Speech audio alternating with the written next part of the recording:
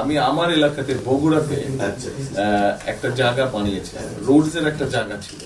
সম্প্রতি লন্ডনে অন্তর্বর্তী সরকারের প্রধান উপদেষ্টা ডক্টর মোহাম্মদ ইউনূসের সাথে বিএনপির ভারপ্রাপ্ত চেয়ারম্যান তারেক রহমান বৈঠক করেন। বৈঠকের শুরুতে কুশল বিনিময়কালে বগুড়ার অনেক স্মৃতির কথা স্মরণ করেন তারেক রহমান। উঠে আসে একটি পার্কের কথাও, যেটি 2003 সালে গড়ে তুলেছিলেন তিনি।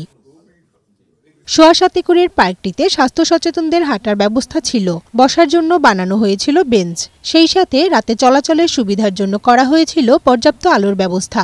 পার্কে নেতাকর্মীদের সাথে নিয়ে বহু সময় কাটিয়েছেন তারেক রহমান। সাধারণ মানুষের দুঃখ দুর্দশা এবং বগুড়ার উন্নয়ন নিয়ে নেতাকর্মীদের সাথে আলোচনাও করতেন পার্কে বসে। তারেক সাহেব এখানে একা একা এসে বসতো, লোকজন সঙ্গে নিয়ে।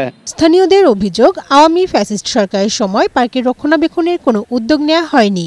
স্থানীয় আওয়ামী নেতারা পার্কের পাশে লেকে মাছ চাষ করত।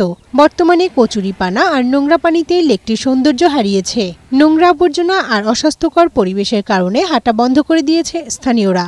বসার স্থানগুলো জরাজীর্ণ হয়ে পড়েছে। এটা সুন্দর ছিল, আওয়ামী লীগ আমলে এটা অসুন্দর হয়ে গেছে। পরিবেশটা এত ঘৃণিত পরিবেশ করেছে যে সেখানে মানুষ আর যেতে পারছে না। 17-18 বছরে এখানে কোনো পরিচর্যা হয়নি, কোনো কাজ হয়নি।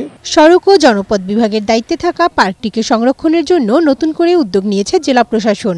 আগামী 6 মাসের মধ্যে আধুনিক ডিজাইন করে একটা নান্দনিক পার্ক হিসেবে এটি গড়ে তোলা হবে বলে জানিয়েছেন জেলা প্রশাসক হোসনা আফরোজা। রোডসেন হাইওয়ের সাথে কথা বলে এবং এটা পার্ক হিসেবে করার জন্য বরাদ্দও লাগবে।